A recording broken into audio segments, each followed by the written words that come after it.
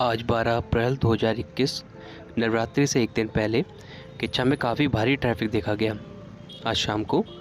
जहां पर एक रोड तो पूरी खाली थी, लेकिन दूसरी तरफ से ट्रैफिक बहुत भयंकर लगा था। क्यों?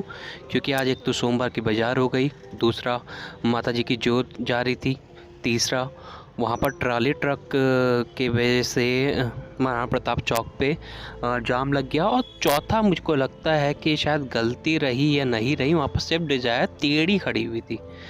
अब आप सभी को मतलब जो भी हैं, अगर मेरी बात उन तक जा रही है तो कम से कम ट्रैफिक में आप संयम बरतें। सबसे बड़ी बात है, अगर संयम बरतें, क्योंकि जब ट्रैफिक में आप संयम बरतेंगे तो उससे क्या होगा कि हम सब आराम से अपने अपने घर जा पाएंगे जहां हमें जाना है। अगर हमने एक तरफ से ही ब्लॉक कर दिया तो दूसरी तरफ से कोई गाड़ी आ नहीं पाएगी।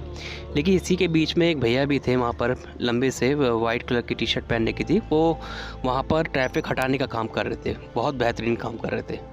ऐसे ही अब शहर हमारा है तो ट्रैफिक भी हमें ही हटाना चाहिए। तो मैं उनको अप्रिशिएट करता हूँ कि उन्होंने ट्रैफिक हटा कर पूरा ट्रैफिक को हटाया और किसी को भी समस्या का नहीं होनी पड़ी। तो संयम बरते और सबको आराम से जाने दे। यहाँ पर मुझे पता नहीं कि पुलिस वाले भैया थे या नहीं थे, क्या पता वो बाद में चले गए हों, लेकिन उनको तैनात होना चाहिए था, क्योंकि बाज़ार का टाइम है, दूसरा नवरात्रि से एक दिन पहले की बाज़ार है, और तीसरा हैवी ट्रैफिक हो सकता है।